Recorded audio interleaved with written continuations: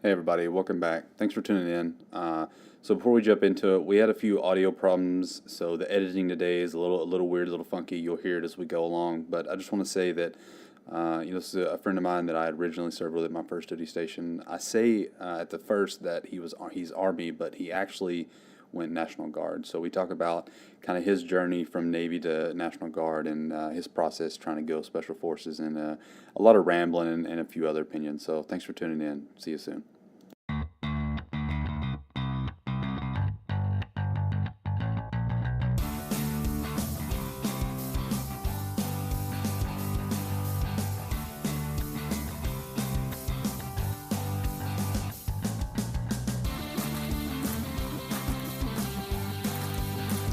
All right, guys, welcome back to the podcast. Today we're talking to an old friend of mine. I served with him initially in my first command. He ended up getting out of the Navy and switching over to the Army. But with that, I'll throw over to him, let him tell you a little bit about himself, and then we will jump straight into the podcast. So if you want to go ahead. Yep. So I'm a sergeant in the National Guard. Um, Navy 8 years, A school, first command together. Did a year in El Salvador after that. From there, I went to Virginia Beach to a Coastal Marine Squadron. Um, got about fed up with everything at that point. Was very disgruntled. Moved over to the Army, and at that time they weren't taking E5s, so I actually went to the National Guard to get into a special program. And that's kind of where I'm at in life now. I've been in the Army for just over a year. Had to do boot camp again, and it's been interesting. That's for sure. So for those of you that don't know, sergeant in the Army or National Guard is E5. So all right, so you did 8 years. What made you want to switch over? I mean, I know you said you got tired of it, but ultimately, like, what in your mind was like, you know what, I want to get out and I want to go switch over to this. Um, well, I mean, even when we were together in Bahrain, I was obviously was very opinionated, and I was just young, and I had no idea what I wanted out of life at all. Hell, I'm still not sure if I have figured that out. But I remember arriving at our first command and just wanting to do more than what we were set out to do. And at that time, I had no idea, standing gate, fine, whatever. Um, and not that there's anything wrong with that, but I'm an extremely antsy person. Right now, with this whole hurricane going, I've been stuck inside for 3 days, so I've just been running off pretty much caffeine and bitterness. No, I really like to move around a lot. I like to travel, and somewhere in my time in the Navy, I just wanted to go a step above, I guess, the normal, and just do everything I could do. Um, and really, it was just about at that 4 year mark where I'd met some people that were kind of like mentors to me. Well, I guess they were mentors. We're mostly at the E8 or so level now in the Mastered Arms community. Um, and yeah, and I kind of took the plunge. A lot of people talked about it. They're like, oh, I hit 8 or 9, 10 years. I'm just gonna stick it out. And I've never really had that mindset, unfortunately. And I just got out all the way. It was kind of a scary time, for sure, because I had nothing set. But Yeah, I mean, I can't blame you. There's been honestly, I don't even know why the hell I'm still in. Mainly for me, it's just job security. Um, nothing wrong with that. yeah, yeah. But there's so many other things that I want to do. I'm really happy for you. I'm actually kind of jealous of you, to be honest, because I can definitely see where you're coming from. This is not when I signed up. This is not what I envisioned doing, Yeah, and yet here I am still, 9 years yeah. later. Um, Honestly, the biggest bad was people like me and you. Maybe we wanted to do more, and there are opportunities out there. So I guess 2009, when we had first came in or so, it was IAs were a big thing, and it didn't really matter how much you wanted to go do maybe something else or serve at a in a different capacity.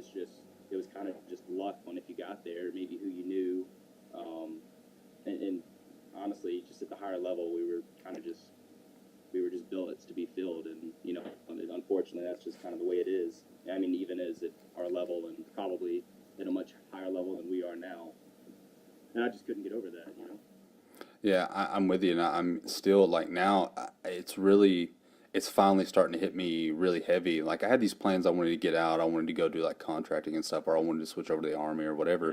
Yeah, But now, for some reason, it's really hit me hard now because one of my good buddies, he got out, and like working with him for the past year, and him going through this process of getting out and finding a job, like seeing that has made me start looking into it. And there's so many things like you know like one of the things that I wanted to do as an MA, I wanted to try and do canine, and it's never worked out. Like I've tried going, and then they didn't send me to school, and so I started looking heavy into that and doing contract work with that, and actually having a chance to go somewhere where I feel like I could be useful, and it's really made me want to take that push and get out. One big difference between me and you is, you're a really motivated guy. You're really fit. You're really, you're into that kind of stuff. And my problem is I've never had that strong motivation. Like there's these things that I wanted to do, but I've got messed up knees and et cetera, and I made excuses, and I've never pushed myself to get to where I want to be. And it just seems like now with this with seeing how things are going, I've started trying to push myself, and I'm trying to get to that point where I can do that, because I know that if I get out now, there's no way I'm going to be able to jump into one of these other jobs, because the physical part of it is much stricter. And honestly, the Navy in that aspect is a joke. yeah. No, I would agree with that. And to jump on that, having I went through so the Army does this thing called one station unit training, um, and basically they'll just take like some of the main jobs, like the bigger jobs, like infantryman, medic, combat engineer, whatever. I don't know all of them honestly. And they just combine their basic combat training, so boot camp, with that A school essentially. So you just kind of knock it all out at once. Um, and man, I was when I first went through Navy boot camp, whatever, 2009. I've never been an athlete. I was into working out because I wanted to look good for the ladies. That was about it. Nothing functional about it. And even then, through the early part of my being in the Navy, I wasn't by any means a stud. Um, Yeah, well, bullshit. well, and that goes back. I just think people have different, different levels of what they think is. For me, I was not where I knew I could be or could have been, and it wasn't easy. I struggled with it for sure, and I still do. Except it's gone on the other end where, man, I will drive myself into the ground just because I feel like I have to do something. Getting a little flash flood warning. Just ignore that. Um, Shit, I got a little off track with that. So yeah, I mean, I would say where you're at right now, because I'm actually, I'm in the National Guard. I was going into that special program. Unfortunately, I went through, I guess you could say, the initial selection process after being in hold for half a year, which is a long time to be an antsy person and just be in hold. I went all the way through, didn't get picked up. I got the chance to go back again, so I will be returning. However, I got fed up with waiting around. Me and my wife were living separately. She got out of the Navy. She's in college. I'm just all over the place. So I basically just said, F this program. I need to get my life in order a little bit, because my wife was moving here finally. So it's been nice. We have a house now. Who the hell would have thought I'd be in a 2-bedroom or a 3-bedroom house with a yard? But yeah, so I'm actually kind of digging into the contracting thing now, and I've gotten a few bites with possible opportunities, and I am extremely excited, because it's not easy getting out. The first time, man, it was just like every day I was used to bitching and moaning with all my other guys, in the Navy, and then the next day it was like, shit, what do I do today? Do I wake up and go work out? Well, that works for a few days, and then you're like, why the hell am I getting out of bed at 6 in the morning? And I'm actually back in that program now, so I'm really trying to lock down some employment. And then the contracting thing is I mean, I'm extremely excited for that opportunity, because it's, the job that, you and I have done, except, hell, we're going to make a little bit of money doing it, which is quite a treat if you ask me, because I know you've stood enough post, and I've stood enough post, and the money's not there. Yeah, 100%. So Um, along with everything you've been through, so you said you're in the National Guard. So break down the difference between National Guard and Army for those. Obviously, some of us know, but for those who don't know, break that down for them. Honestly, it's it's reserve. So there's the National Guard as well as the Army Reserve, and they're both under the Army. One is also under the state and reports to the governor, and also the reserves I think are only support roles, so they have no infantrymen or combat MOSs. Hence why I'm in the National Guard is I'm an infantryman by MOS. And honestly, that's about all I know about it. I've only been on active orders, even in the National Guard, so it's still confusing as hell to me. But basically, it's the standard reserve guard role is you serve 1 weekend a month, 2 weeks a year, and then that's the minimum.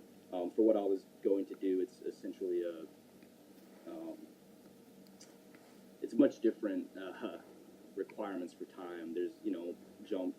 You have to keep up your jumps. You have to keep up your shooting, and you do these things called where you basically go overseas and train on top of regular operating deployments. So it's a little different for the SF route. Um, but like I said, I'm not on that other end of that, so I don't want to speak too much on it. But it is kind of a secret. I would have never thought that I could go into SF as a basically a part-time person, and with that have the ability to do as much military stuff as I wanted, but also have some educational goals. And hell, I'd like to have a family too. And unfortunately, those guys are just work really hard. And it was just kind of a thing I ran into from an old Navy buddy, and he was going that route, finished the course, graduated. He's heading out the door in a couple of months to go to a dangerous location to do these things. And I'm like, that's awesome. He can keep up his regular life and deploy as much as he wants, gets to hang out with the boys, but when he wants to maybe go work on his PhD or work on his his civilian job, he has that opportunity, and pretty cool gig, and I'm very excited for it. So just to clarify, you're not on active duty. You're in a reserve type billet, and you're just hanging out until they call you up for this program or until they need you. Yeah, so I was in the program when I signed up, and so I went through all the initial training, infantry school, jump school, went to a holding battalion and waited to go to selection to go into the entire course. And I went through that initial selection, made it through. Unfortunately, I didn't get picked up. So it's a little different than some of the other, I guess you say, special warfare programs that you can make it through, and they may just say, hey, come back in 6 months. They may say, hey, come back in a year, or never come back. But they don't really tell you why you didn't get picked up, and there's a lot of things that go into it. So it's kind of a mind game, when you do really well, let's say physically, mentally, for the most part, and then you just like, hey, you didn't get picked up. It was not easy for sure, but I'm excited to go back, and I'll be returning probably fall of next year. So, but hey, life is crazy sometimes. So maybe it'll be sooner, maybe it'll be later, but fully intend to return. I love the military, and I honestly couldn't do anything else. Even if it's just part time, I love it. Yeah, I mean that I don't know because I started looking into like officer programs Yeah. and changing jobs and stuff like that, and I tried to imagine the doing something different because I've been in security this whole time, and like going from this type of job to if I were to go be something in medical or I were to be like a PAO, a public affairs officer, right? Something like that. It's such a crazy change because you go from where you arm up every day, you stand a post or you patrol or whatever you're doing to now you're working a 9 to 5 office job and yeah, you have authority, but it's not like being a cop, right? It's a different type, and I started thinking about that, and the thing that got me was the camaraderie, like being me and you being on post or being out or the work hours are shitty, sucks, but the that time, like you're talking about being on post and bitching with each other, that builds a relationship, right? And you don't really get that in anywhere else. That brotherhood, or if it's a, or sisterhood or whatever, you don't get that outside of like special forces, or being an MA, or MP or whatever, or anything like that. Because I mean, if you're in the army and you're deployed and you're in the trenches with each other, whatever, metaphorically speaking, then yeah, okay, yeah. But just on a typical day to day, you're not going to build that. And I'm trying to imagine that. It just blew my mind. I was like, I have no idea how I would react or what I would do if I were to leave this. I can't imagine anything else. Yeah, that brings up something else that I'm kind of dealing with right now. So I just came off my active orders. Um, I don't know, last week, right? So I got my last paycheck basically, um, and I have an ear infection right now. But I'm so used to just being able to go to sick call and easy that right now I'm just dealing with it because I don't know how the hell to be an adult, man. And that's not the one in the military, but the military really sets you up that you can. I mean, I wasn't married, I had no kids, I didn't have bills until I was 5 years in. I didn't get my vehicle yet until I was 5 years in. And hell, when I met my wife, we were both E5s, making BAH, obviously living together. And man, money was flowing. It was nice. And then now it's just she's in college on her GI Bill, and I don't know what the hell I'm doing trying to figure that out right now. But it's kind of scary. It really is. But it's a challenge, and those are important, I guess. Yeah, yeah. I mean, it's going to take time. So you said you're reaching out. You're reaching out, trying to do some contracting. How that is one question I was curious about with you trying to do these. I mean, even in general, not necessarily just contracting, but with you having a job and then also or doing a contract work, how does that affect your role in the National Guard? How does that play with each other? So it really depends, and like I said, I'm kind of in a unique spot in the National Guard that for the most part they're contracting friendly because they're all Green Berets, and man, maybe they want to go do things that make a lot of money sometimes that they're trained to do. Um, and I'm just dabbling in it, and it's confusing.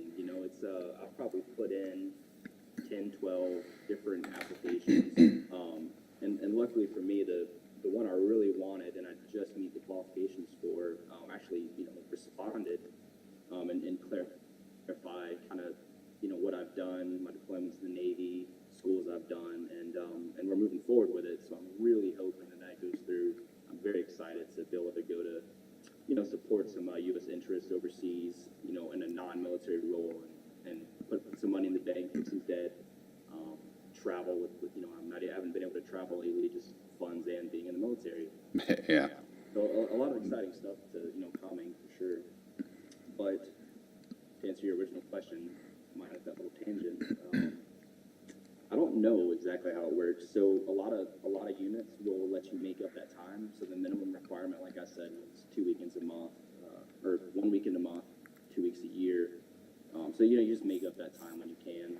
There's a rotation for the position I'm putting in for, and it's depending on the customer. I want to say 60 to 90 days overseas, and you rotate back. You have some downtime. You do another train up. You go to wherever, and just kind of rotates like that. So it'd be pretty easy to make up that time. And I still have to run that by them. But I think there comes a point where you just got to kind of take your lumps and basically say, hey, like I need to, my family's well-being is important. I don't have a job right now. I don't work at Lowe's, 9 to 5. Not that there's anything wrong working at Lowe's, but that's not what I do, and I don't think I could do that. So I didn't make this work, and I'd be more than willing to make up my time. If there's one thing about me, it's not that I'm trying to get out of duty. It's that I want more duty. If that makes sense. Oh yeah. Well, I mean, to me, it makes sense.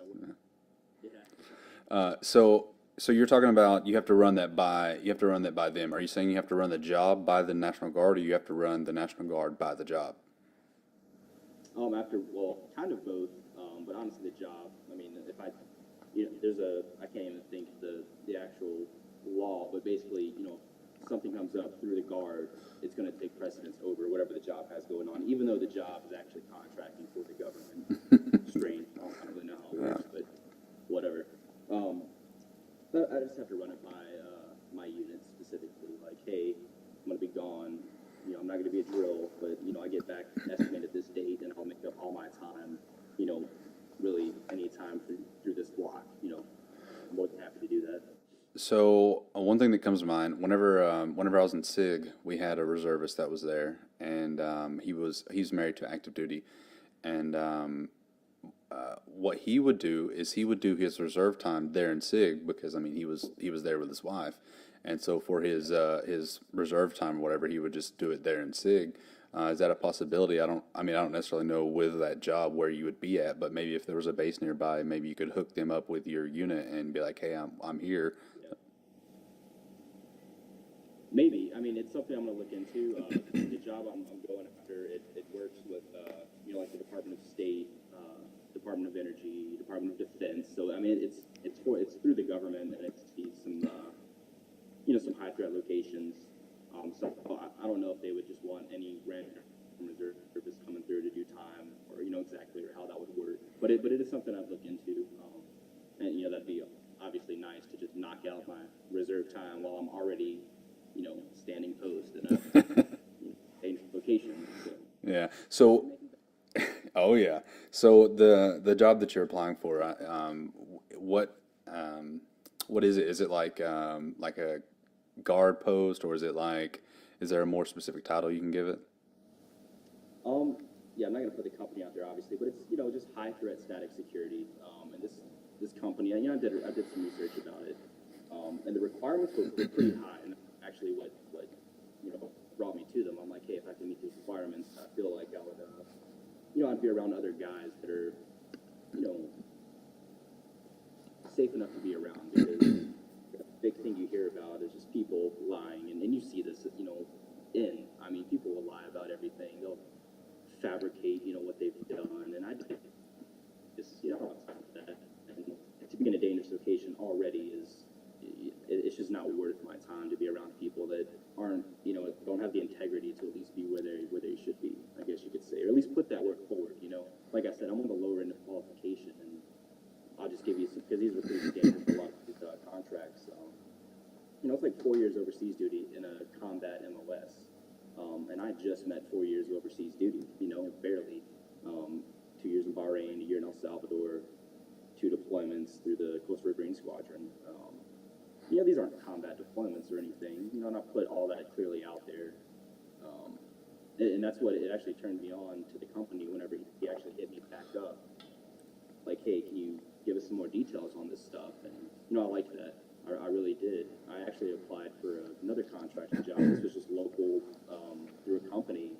I told them everything I had done, and it was like 8 years of required military service, and I had just met that.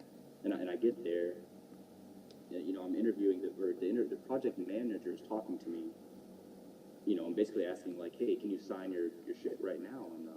And that kind of turned me off because they never once asked to see my 214, but for me to prove anything I'd even said I'd done. And you know, obviously I turned down that job offer because I was just like, get out of here, man. Come on.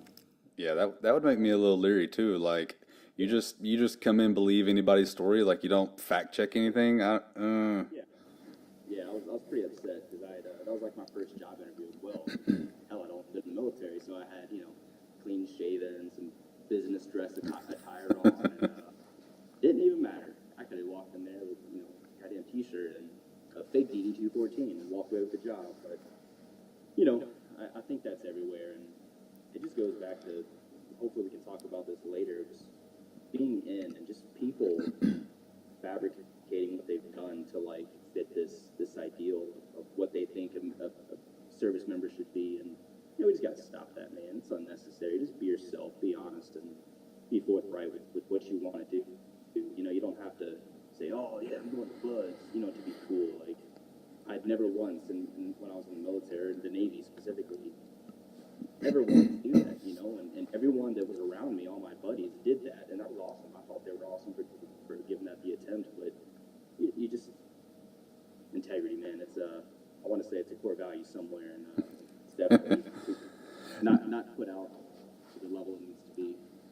100%. I agree with you. I mean, like, I'm pretty sure you listen to my intro, and I think in there I talk about how my initial contract I was supposed to be EOD, and then um, I, I couldn't cut it. I messed up my knee, and then I couldn't. I don't remember particularly what it was, but there was something I couldn't do, and they're like, well, you got to go to your fallback, which is being an MA, and it sucks because that's really what I wanted to do.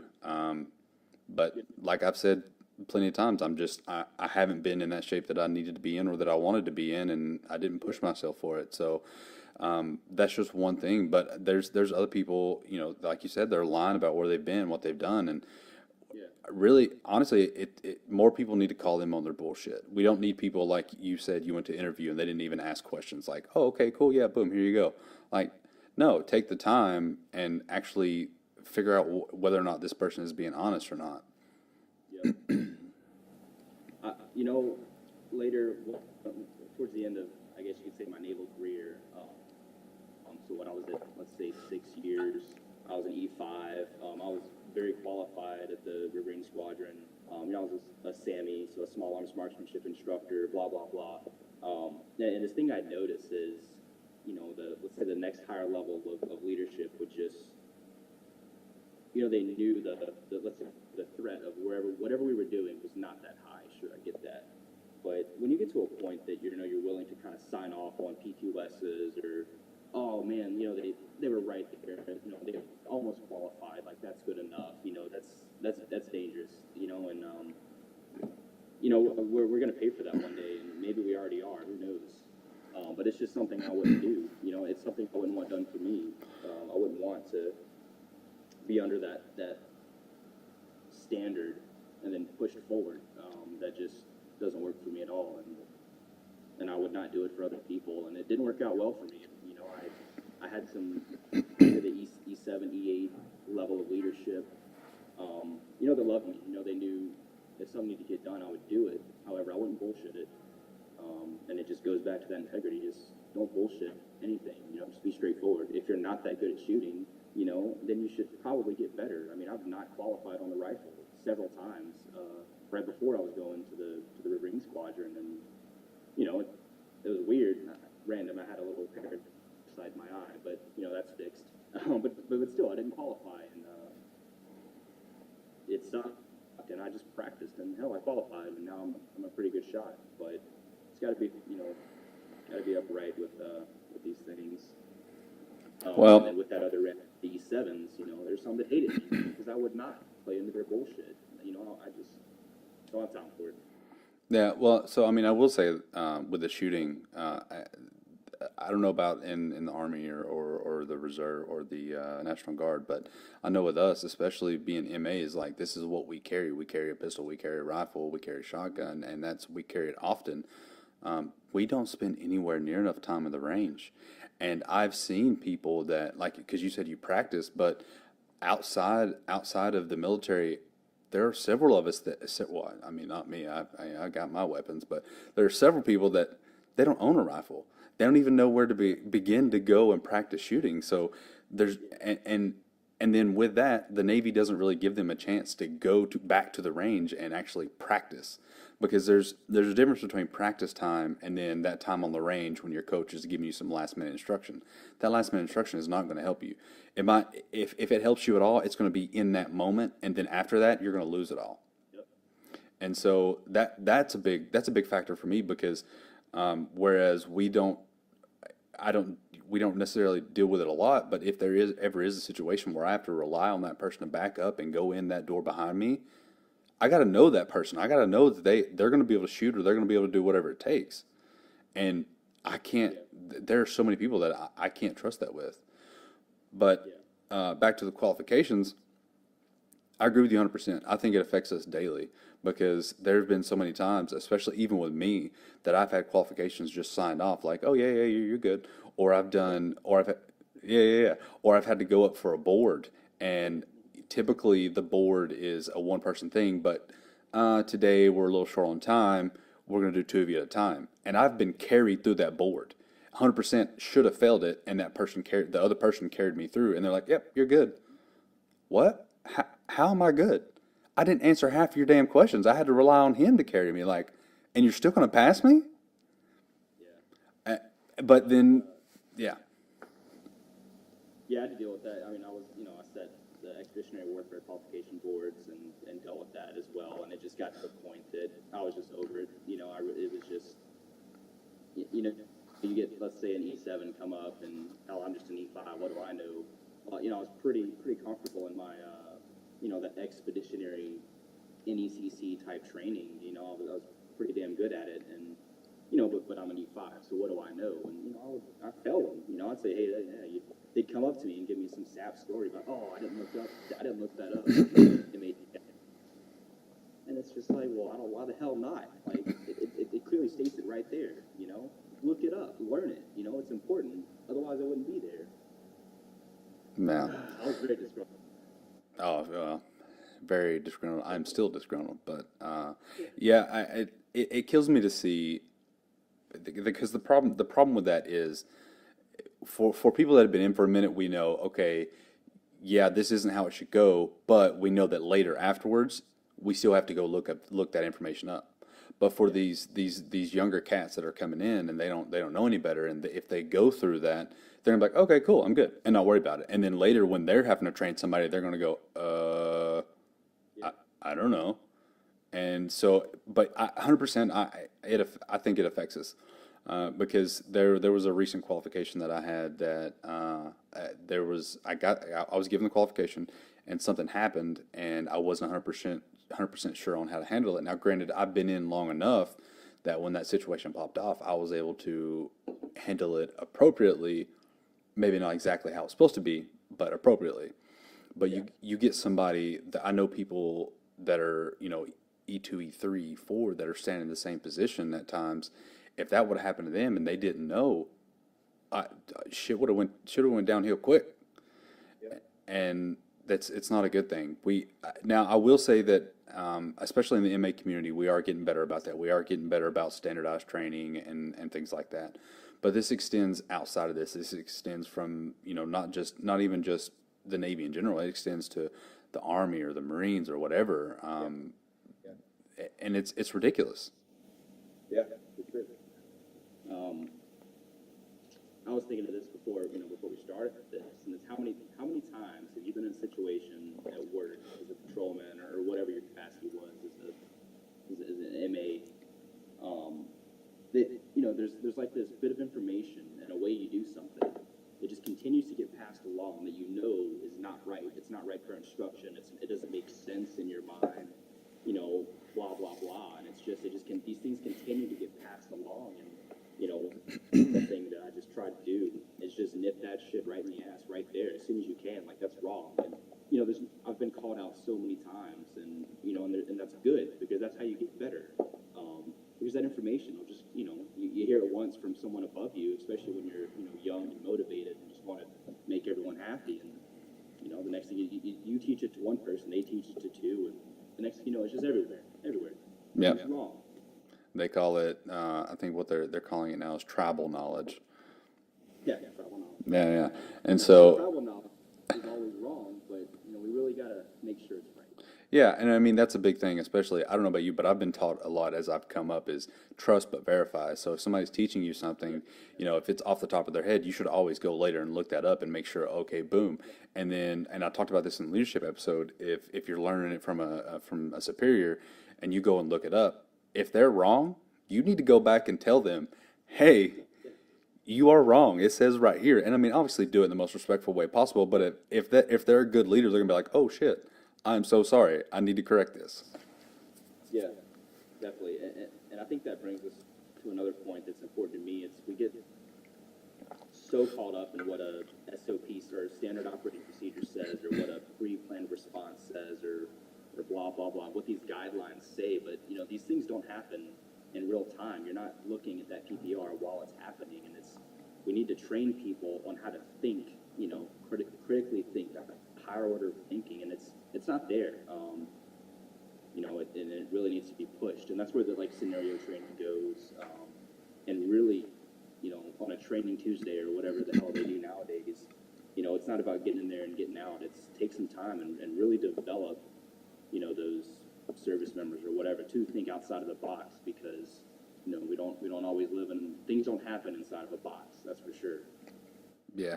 So for those of you that are outside of a shift work, a shift work schedule that are on like a 9 to 5, for those of us that are on shift work, we usually have what's called training Monday, training Tuesday, whatever, where that during one of our off days, we come in and we do training. And so we go over, if we need to do quals, if we need to do some computer-based training, whatever it is that we need to do, we'll work on that.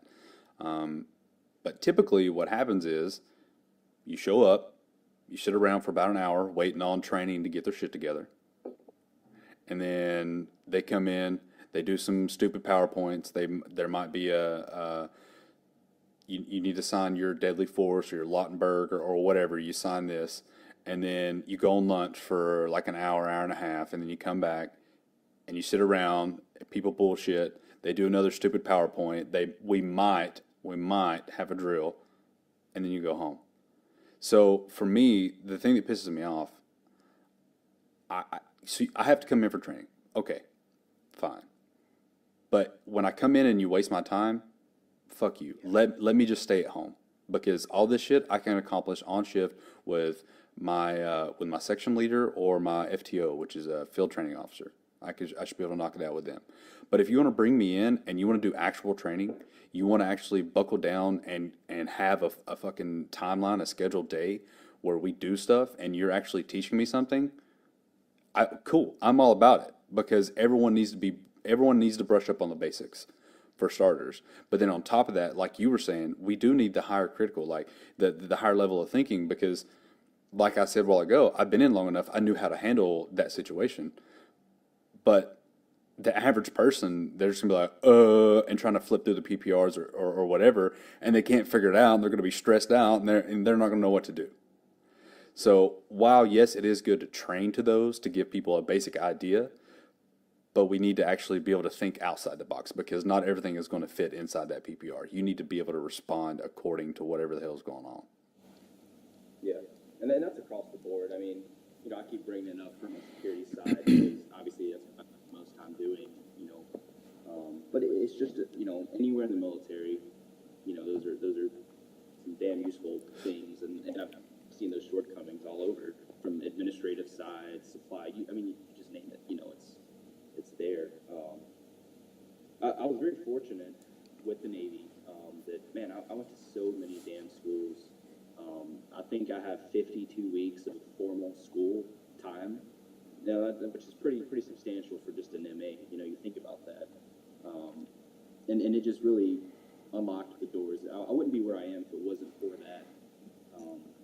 And for an MA, you understand post and blah blah blah, but the thing with an MA, or just any responder for that matter, is you don't train for your day to day. You train for that what if moment, and we don't do that, man.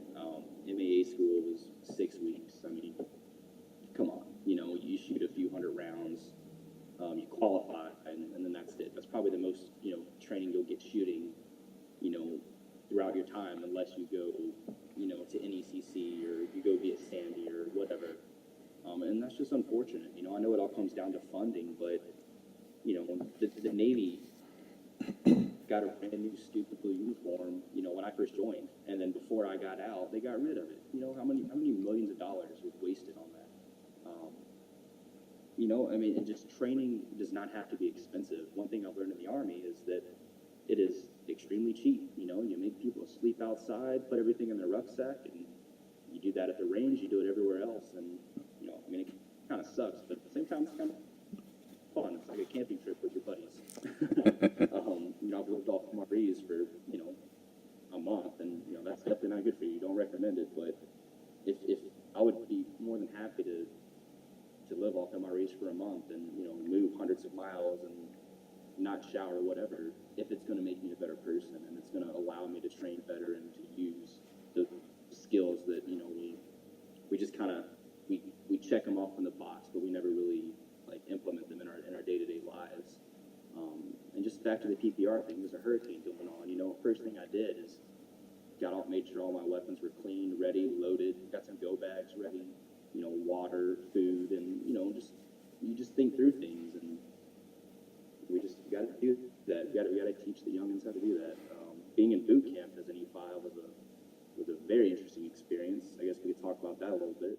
Yeah, that was actually something that I wanted to bring up. Yeah. Yeah, because I definitely want to hear about this. When you joined, you got to keep your rank, you got to stay E5. Yeah.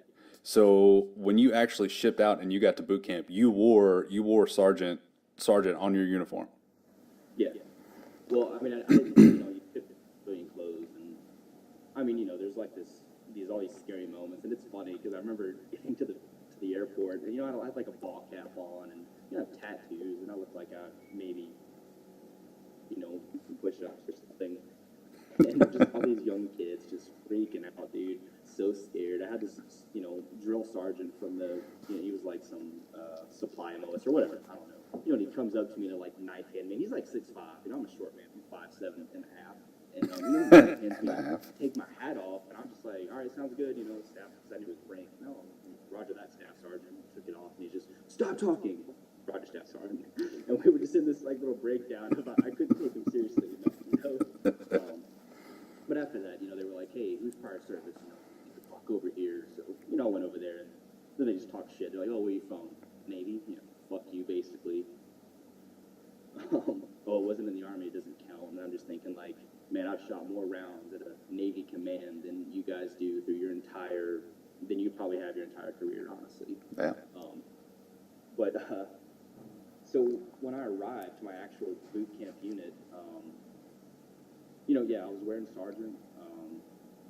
For the most part, I was treated like a sergeant, I guess you could say, at least in that environment. Yeah, it was interesting. Lucky for me, my commander, this is at infantry school. He's like, hey man, you E5s, you can't be in the barracks. We need to keep your NCOs separate. And so they gave us like some extra cadre barracks. Cadre, just fancy term for instructor. So me and actually another, he was a GM2, a gunner's mate that was actually at a Riverine Squadron. I actually met him on deployment. Ended up going to this special program together and go to boot camp together, and it was great. He was one of my friends. So yeah, we just lived on our own. We went to required training, and sometimes we got stuck kind of babysitting the privates. Those sergeants worked terrible hours, and God bless them for that, man. They worked some hours. They'd leave early and say, hey, sergeants, you got to make sure they turn lights off at blah, blah, blah. And we're like, God damn, I wanted to go to the gym. But, a small price to pay. They found out we were both running instructors, so we were at the range. This is Fort Benning, 100 degrees, shitty. And they're in the tower in Navy City, and we're running the line. I'm like, awesome. This is great, But yeah, I mean, it wasn't a terrible experience. I would say discipline was, I don't know if it was different from when I was different from the Navy.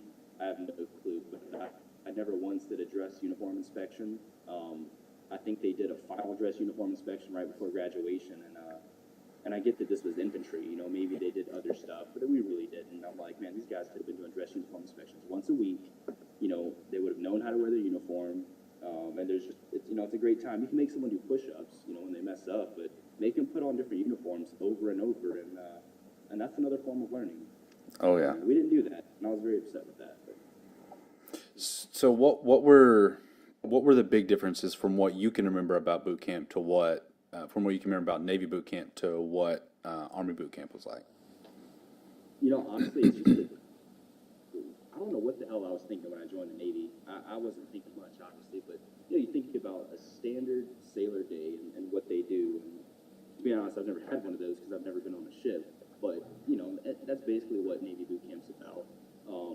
And then the Army, it's the other end. It's all the Army, field conditions and basic combat training is what they call boot camp. That's supposed to basically train you for combat. And honestly, we didn't shoot that much. There's some ruck marches, some field time. And, I mean, honestly, it was a joke to me personally.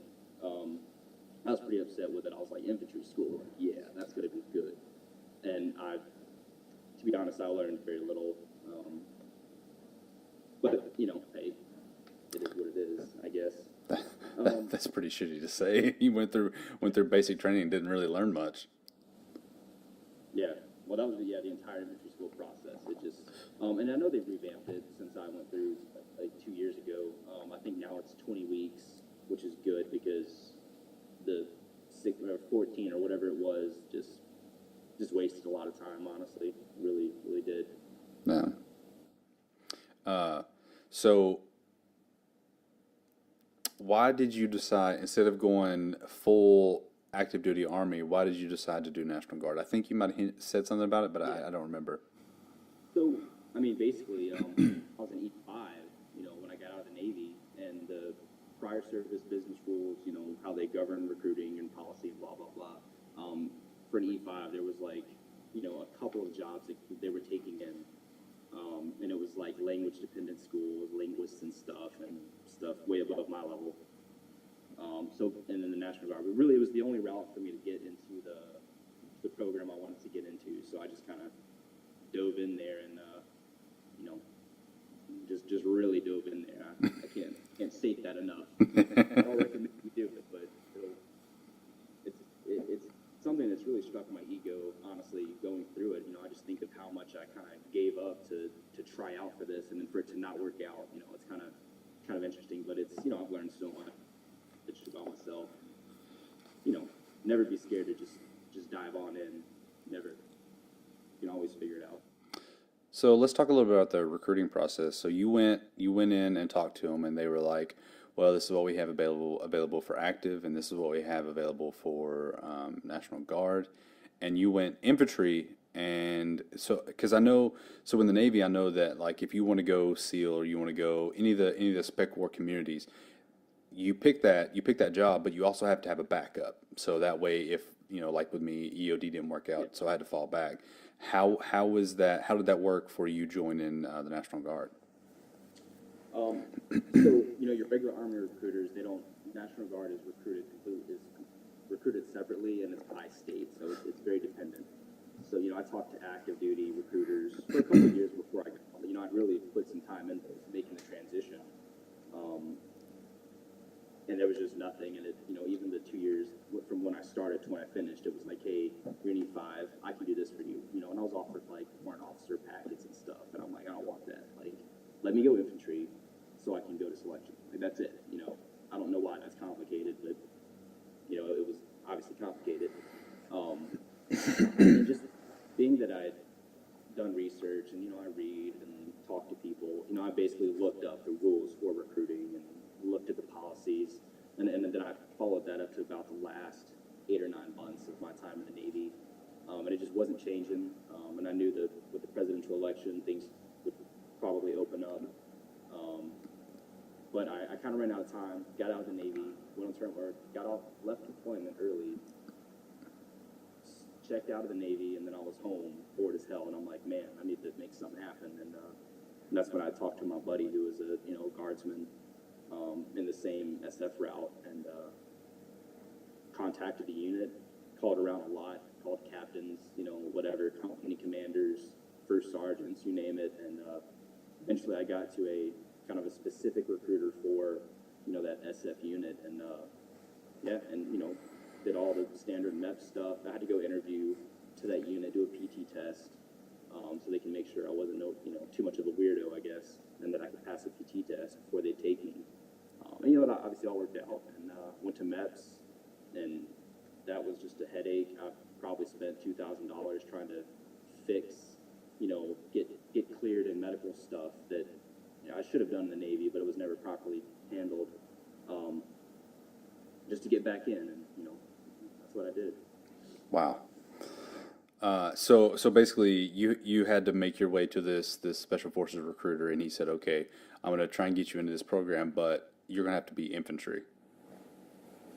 Okay. Oh yeah. So your original question. So whenever you go, let's say like Special Forces for the Army, there's a program called 18 X-ray, or Rep 63 for the Guard. Same. And basically, it just automatically go infantryman, jump training, or airborne school, and then you're offered a shot at selection. And they just do that because at the basis of SF is being an infantryman, obviously, and it gives you that, like, hey, you didn't make it, here you are at Fort Bragg, you're going to go to the 82nd Airborne Division, and that's what was happening for a long time. However, recently, even if you're an infantryman, they'll basically, because they just maybe they don't need them at that time or whatever powers it be, they'll retrain you to something that's needed, similar to the way the Navy kind of does it.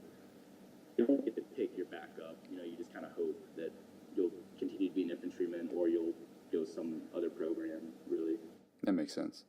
So, E5 can apply to be a warrant. yeah, in the Army. Yeah, which I fucking hate that. I wish it was in the Navy too. I'd my ass. I would have already applied for it. But so what? Why didn't you want? Why didn't you want? I mean, obviously because you want to go special forces. But outside of that, why did you not want to apply? I mean, I was just all into that route, man. You honestly, I say this and people laugh at me, but the Navy could have offered me some substantial reenlistment bonus, $250,000, and I would have.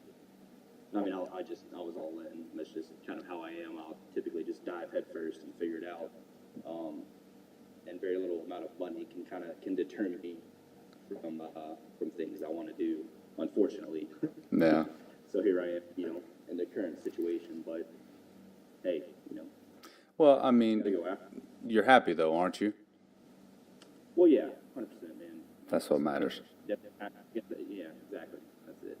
And happiness isn't like a standard thing. It's always flowing with other things. And the important thing is just to keep moving, keep figuring out what you want to do, and just never get locked down. And which is another random thought I just had. So I know with the new retirement system, I think it's much better for people to do that because you can actually get something out of the military without doing all 20. Which is a great thing because when it comes down to it, I'll be at 10 years, 10 years next year if I'm back on active orders. Maybe I retire, maybe I don't, who the hell knows? So I'm very excited for moving forward with that because I've just heard the story too many times of, I hit 10 years and I just got to ride it out now. Like, this is your life you're talking about. You only get one of them and you should probably do what, you really want to do. Or have a really good reason for staying. There's nothing wrong with job security or, whatever, but, don't use that as an excuse to stay where you are. Oh yeah, I mean I agree, and I've given myself an ultimatum. So, E5. I've been in E5 for this damn long. I'm tired of it. I'm, I enjoy responsibility. I enjoy being in that leadership position. I enjoy moving up in the ranks, and I'm at that point now where I've been in E5 for so damn long. I can't deal with it anymore. And so, I told my wife, I said, look, we're going here next. I'm going to Virginia next. I'm going there for 2 years. If I don't pick up first class in those 2 years, I'm done. I'm going to get out. And, at that point, I'll be 11 and a half, 12 years. And I'm not pushing because one of the big problems with that too is if I stay in, if I push to 16 and I don't pick up first class, they're going to kick me out anyways. Sorry, you got to go. Bye. Right?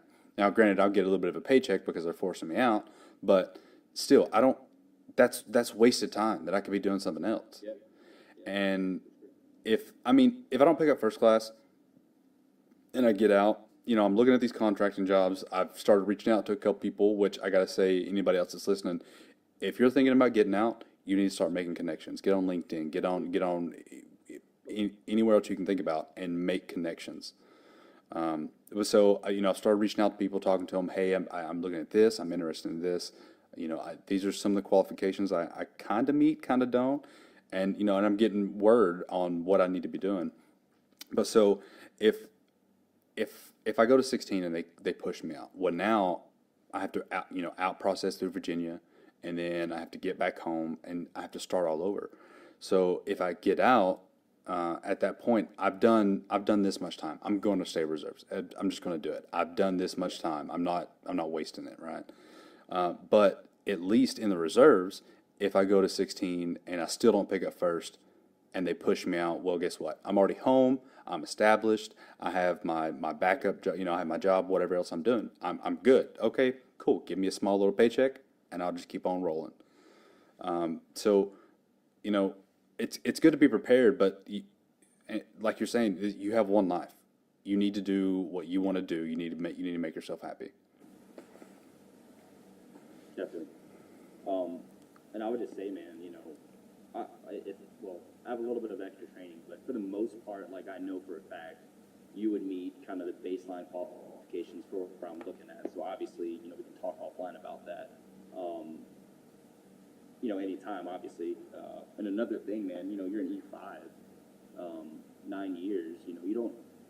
It's too easy to think kind of in the boxes that we kind of trap ourselves. So, with the Army Warrant Officer Program, you could basically go be a warrant officer as for the MPs, which run, things like personal protection and, do things all over. So, these are other options that really you're probably not going to hear about, just Google it, or unless you're talking to someone who's probably, kind of jumped out before you, and that's an option. I fully intend to continue in the security field because there's just never going to be a lack of opportunities for people who can shoot guns and are willing to basically be gone ever. So yeah, man, anytime you want to talk about that offline, I can definitely do that. Oh, for sure. Oh, we will talk about it. We'll talk about it when we get done with this podcast. But so, well, back to the warrant thing. For me, my problem is, in which I briefly touched on earlier, is I've got to get myself to that point where I know I can pass the Army's PT test. I can pass the contract PT test. But you scoff, But for you, it's not a big deal. For me, I struggle with it. I struggle every day, and it's something that I really want to change, but it's hard. Dude, it's tough. It's funny that this kind of goes back to that conversation earlier about all the bullshit out there, man.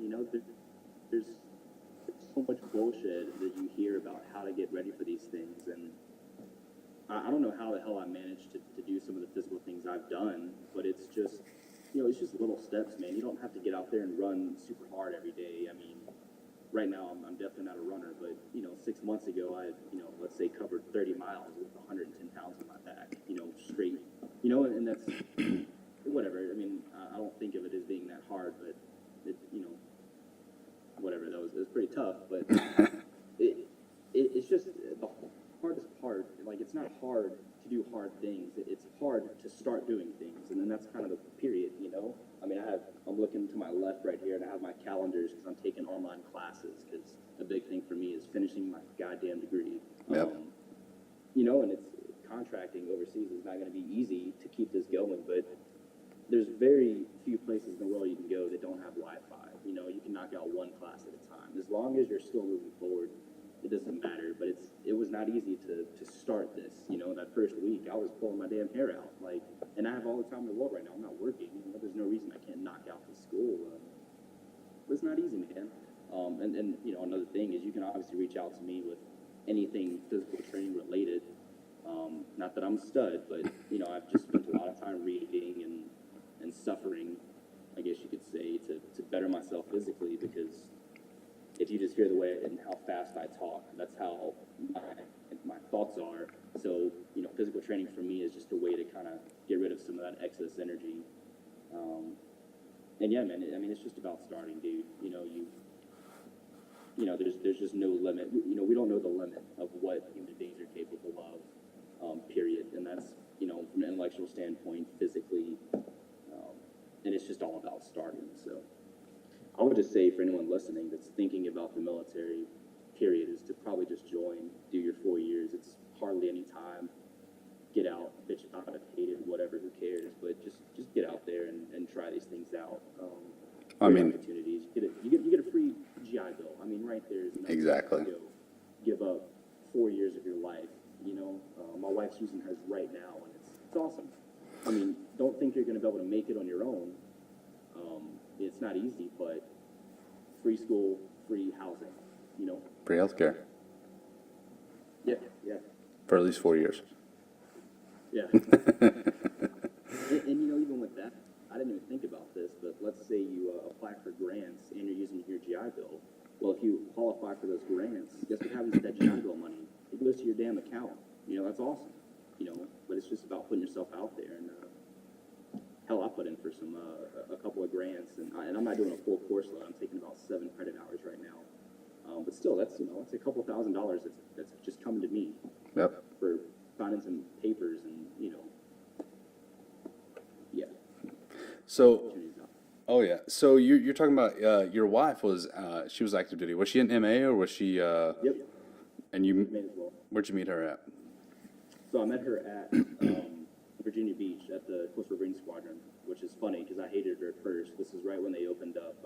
I get pretty non-PC really quick, but anyway, I'm married to the woman. She's a very strong woman, but she was offered the opportunity to go to some of these courses that were close to women, and I did not like that one bit, and we hated each other, and here we are married. Opposites attract. Yeah. Yeah.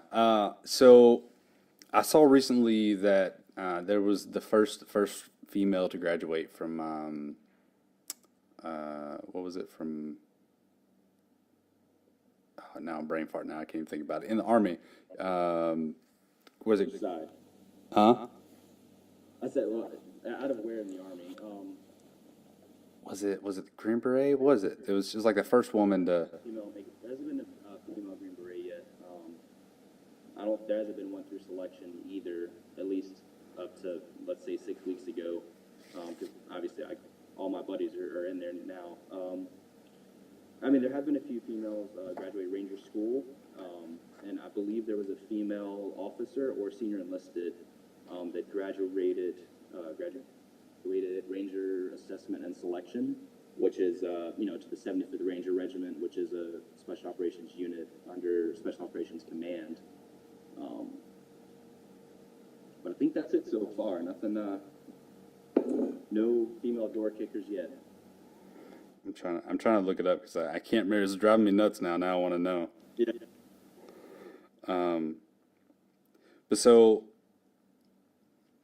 if you could go back and you had the opportunity to be active duty in the Army, would you have chosen the active route? Yes, absolutely. Even with the route I took, my intentions up until a few months ago were to basically finish the course, finish my degree, possibly procreate, knock all those check marks off, and then just go active duty because, I love it. I really do. It's funny because that other GM2 Navy guy, he's actually active duty. So he joined a couple of months after me, and they had actually changed the recruiting, prior service business roles for E5's active duty for that program. 3 months after, I signed up. But yeah, really happy with where I am because otherwise I would just be stuck in a traditional military role, and not that there's anything wrong with that. It just doesn't, it's not optimal for me at all. So. Yeah. Here it is. Here I found it. So U.S. Army Staff Sergeant Amanda Kelly of the 1st Armored Division became the 13th woman to successfully complete the. Basically, she got a Ranger tab, but she apparently is the first female enlisted to get her Ranger tab. Yeah. So there's a little thing, and it's very confusing. But there's Ranger School, right? And you get a short, you get your short Ranger tab from that, and it's supposedly one of the hardest leadership courses out there. Really looking forward to my opportunity to go, hopefully, in the next couple years. But then there's the Ranger Regiment, and the Ranger Regiment is an actual, unit under Special Operations Command that does that Ranger mission set. So there's the leadership course side, and then there's the actual unit side. It's probably pretty confusing for those who kind of don't follow all that unnecessary stuff. But, both very hard, and females have earned their Ranger tabs, and I'm confident that probably in the last 18 months there was a female that basically secured her spot over at the Ranger Regiment as I want to say she's a supply sergeant or something, So yeah, changes are happening. But you don't like it very much. It's not that I don't like it. I just think that the U.S. military's primary function should be, we shouldn't be worried about, being inclusive to everyone. We should worry about fighting wars and keeping everyone safe, and we've been in countries for 17 years now, and what the hell are we doing? It kind of falls onto that. I'm so happy you said that because I agree with you so much. Yeah, and the funny thing is, you know, I'm gonna start blabbing a little bit and probably speaking out of my ass, but I really don't care. So let's say Iraq. What the hell are we still doing in Iraq? What?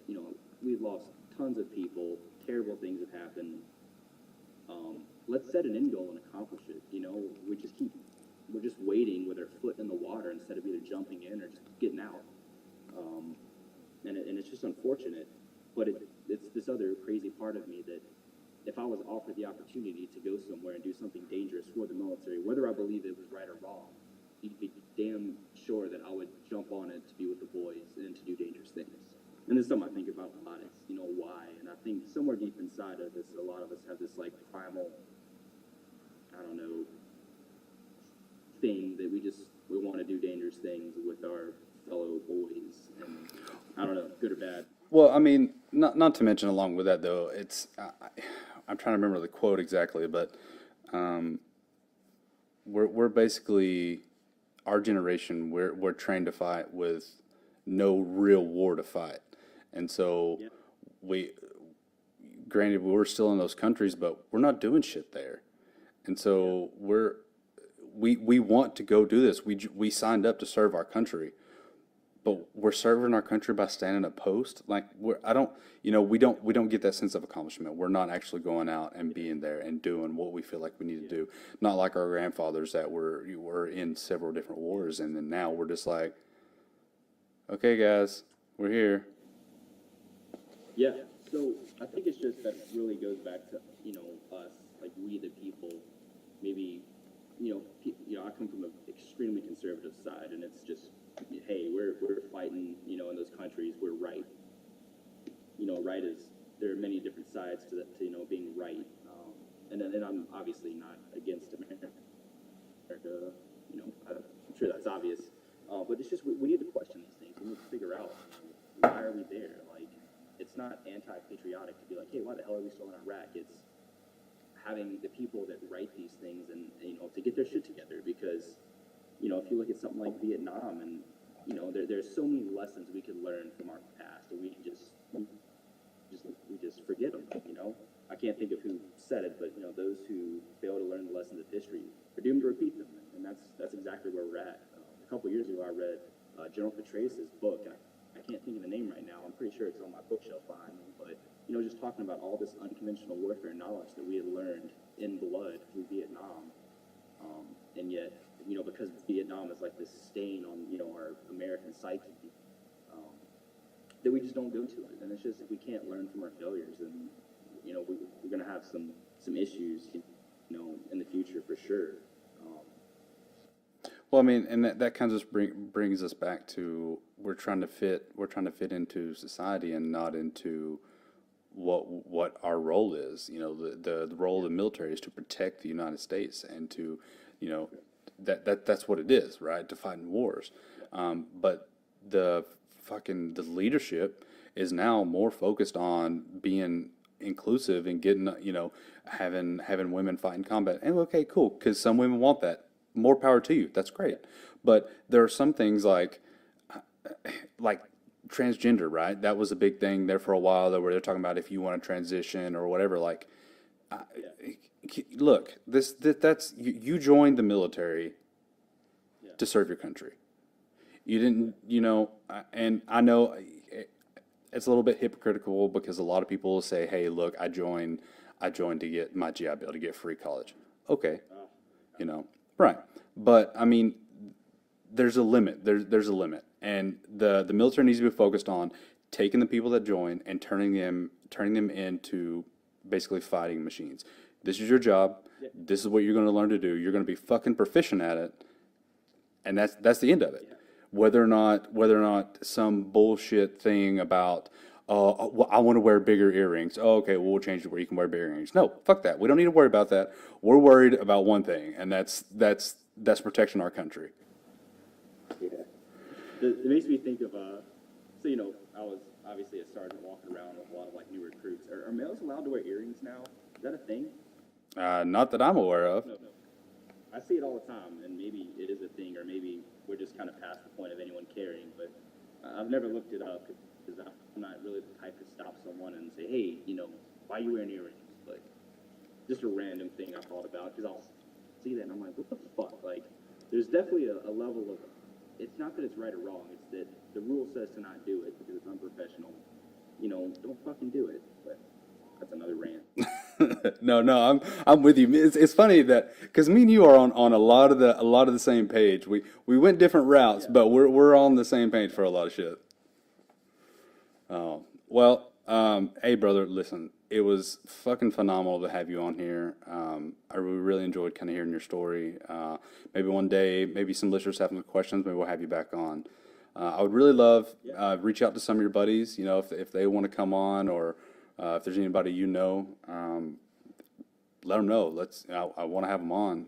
But before we end this, is there anything that you would like to say to new recruits or to people that are thinking about joining or people that are thinking about crossing over to a different branch? What is some things that you might want to say to them? Absolutely. I would say, and I may have already said this, but just read up, really take whatever you think is what's going to happen and challenge it from every different aspect you can, and really solidify that argument or that fact or whatever, and just go in. I mean, it's risky, but everything's risky, and it's not worth being miserable or being nervous or scared to throw away what could be a great opportunity. I mean, that's well said. So, like I said, it was great to have you on, man, and I'd love to have you on again. And anybody else that I'd love to have them on as well. So now we'll get out to the listeners. If there's any of you out there in the audience, if you have questions for our guest today, or if you have anything that you would like to say, if you would like to be on the podcast, please reach out. Let me know. Tell me. I'd love to hear your story. If it's a sea story, or if it's your journey into enlisting, or whatever the case may be, I would love to hear it. So reach out. Let me know. Please like, share. All the social media. We're on Facebook. We are on Twitter. We have an email, enlistedpointofview@gmail.com. Please reach out. Let us know what you think. Thanks for listening, and we'll see you next time.